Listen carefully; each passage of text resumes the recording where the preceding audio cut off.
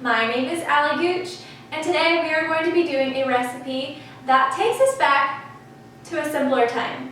This recipe reminds me of my childhood, and it reminds me of my grandma. Actually, both of my grandmas. I remember my grandma that lives today making this recipe when I was a little girl. She would come over to our house and she would put on a pot of pinto beans and let them cook for hours.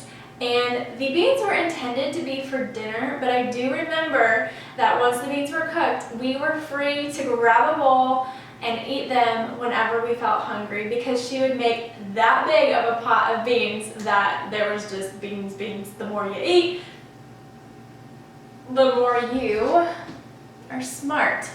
I remember also, along with the beans, you could never not have cornbread to go with them. So today we are going to be recreating my grandma's recipe of beans and cornbread. Beans and cornbread possibly might seem like a little bit of a weird option to some of you, but it is in fact a very southern dish.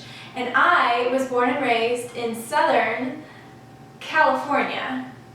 That's not the South.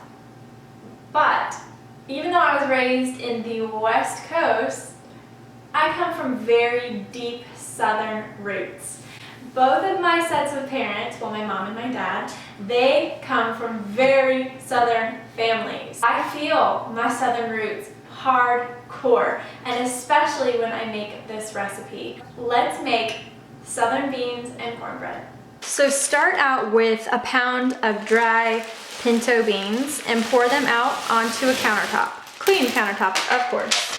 Now you want to sort the beans and make sure that there are no broken beans or any rocks or any other discoloration in the beans, because those are not going to taste good, they're not going to cook the right way, and we want all our beans to cook evenly. So go ahead and grab a colander and sort away.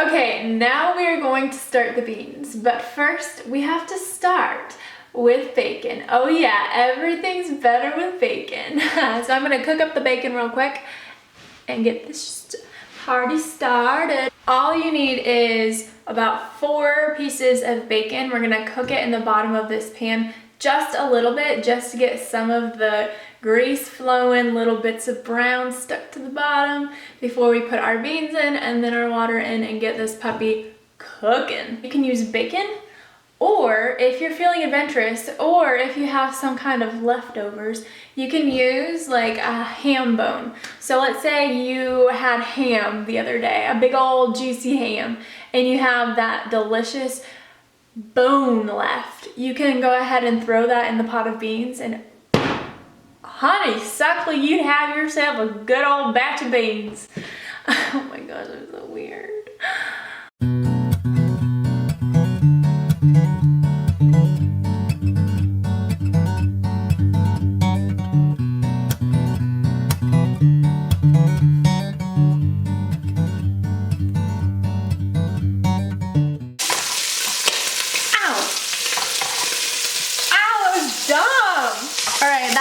Looking really good. That's exactly how we want it to be. See all those brown bits? So disregard that little black bit right there. That is good stuff, and look at all that flavor, baby. Go ahead and remove the pot from the hot stove, and this is what we're going to do next. Why am I talking in a British accent? I don't know. We are going to be adding the beans to our lovely pot here. And then we're gonna put some water in it, and then we're gonna crank that baby up to high and get it boiling. So that's what we gonna do.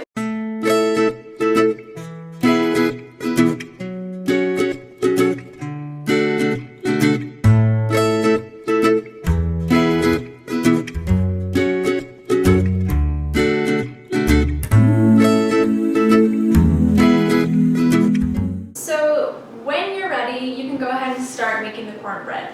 The beans for me are are on the stove, I'm going to go ahead and make my cornbread now just to get it out of the way. But if you wanted to wait until your beans were done cooking and then cook your cornbread and then eat it while it's hot, whatever your thing, whatever your preference, you do you. I'm going to do me and make my cornbread now.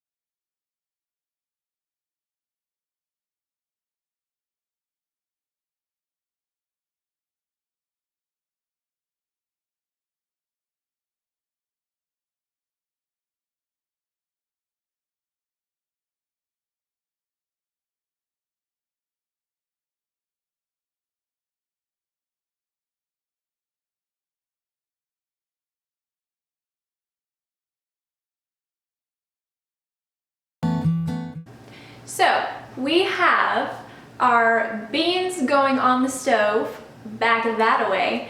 The cornbread is in the oven getting all toasty and golden and delicious.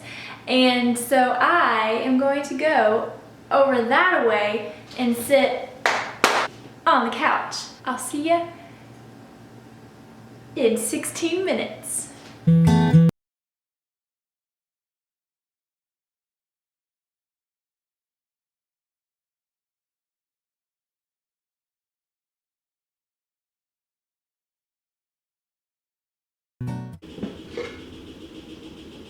Yum. Alright, so our beans have cooked for about 2 hours now. The water has reduced quite a bit and turned a little bit of a brown color, which is good and means flavor. At this stage is when I'm going to add the flavor bomb, which is salt and pepper, and the secret ingredient, a tiny bit of sugar. I learned that trick from my grandma Brown, who is on my dad's side of the family. She's the one that passed away, but she always put a tiny bit of sugar into her pinto beans, and it's one of those things that you're like, you can't quite put your finger on what that is, but it's definitely missed if you don't add it.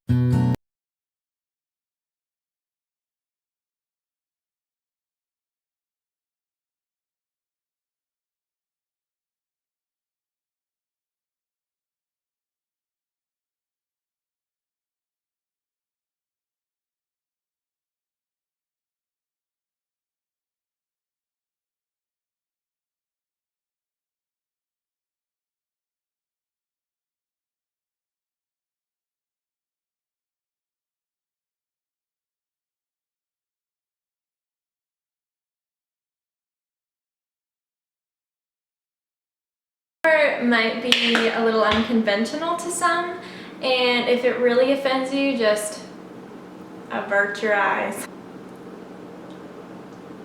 A lot of people, including my beloved father, just take their bowl of beans with the salt and pepper in it and go ahead towards the couch. But I like to finish off my bowl of beans with some ketchup, and it really does round out the flavor for me, adds a little bit of a tanginess. You can also put your cornbread into your beans if that floats your boat.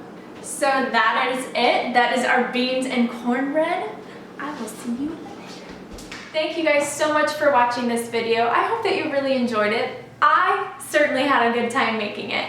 It reminded me and took me back to a simpler time of when I was a child, and reminded me of my grandmas and just the simpler days that they lived in. This week's challenge for you, I want you guys to think about a recipe that takes you back to either a simpler time or reminds you of a grandma, an aunt, your mom, just a very nostalgic recipe. I want you to take the time to make that recipe and really focus on the memories that surround that recipe, and let me know in the comments how that goes for you. I better hear from you.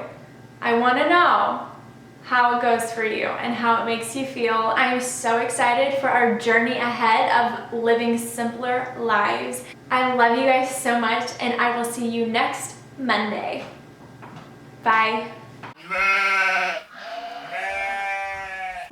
That's not as easy to say as it is to do. No, that's easier said than done. In the midst of a rare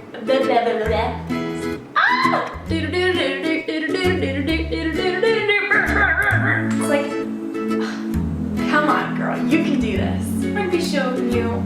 Oh gosh, why is it? So today,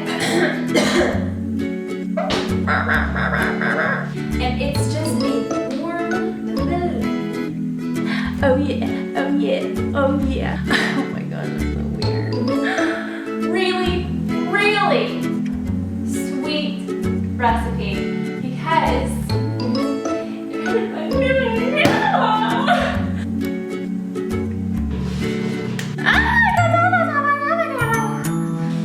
gosh, I'm freaking weird.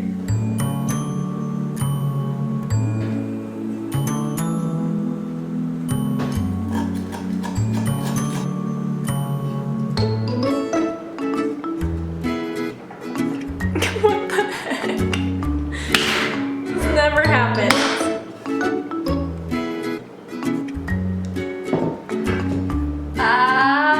Oh my gosh. Oddly, because I burned the cornbread, it smells a lot like my Grandma Brown's house. I mean, I guess that was the point of this whole recipe, is to bring back memories. And it did. My dad says that growing up, they used to know when dinner was ready when the smoke alarm went off. So I guess the apple doesn't fall far from the tree. Does that apply to me as the granddaughter? Sure. I just ate a piece though, and it was actually really good.